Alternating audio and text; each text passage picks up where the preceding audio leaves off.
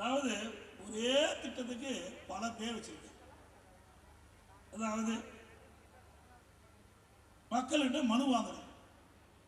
என்ன மக்களுக்கு ஒண்ணுமே தெரியாத மாதிரி முதலமைச்சர் எண்ணிட்டு இருக்க. அவருக்கு தெரியாது இருக்கு, அது வேற விஷயம். ஏன்னா தெரிஞ்ச அப்படி அறிவிக்க மாட்டார.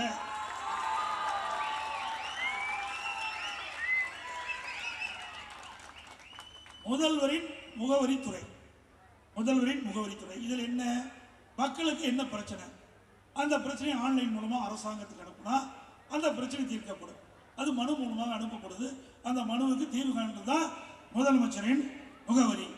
இதுலயே 9,40,000 பேர் பாக்கி இருக்குது. 9,00,000 இந்த பத்திரிகையில் வந்த செய்தி, தினமடல் வந்த செய்தி, கிட்டத்தட்ட தீர்க்கப்படாத மனு சுமார் 8,70,000 பேர் மனுக்கள் நிலுவையில் இருக்குது.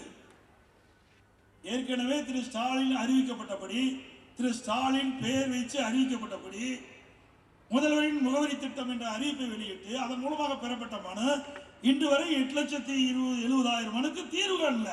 அதுக்குள்ளே ஒரு பேர், அதுல என்ன பேர், உங்களுடன் ஸ்டாலின். இது வரைக்கும் வீட்டில் தான் இருந்தார். இப்பதான் நம்மளோட வந்திருக்காரு. மல்லக்கல்ல 4 வருஷம் ஆச்சு. தத்தி தவிர இப்பதான் 4 வருஷம் கழிச்சு நம்ம வந்து பார்க்கறோம். இப்பதான் மக்களை வந்து பார்த்திருக்காரு.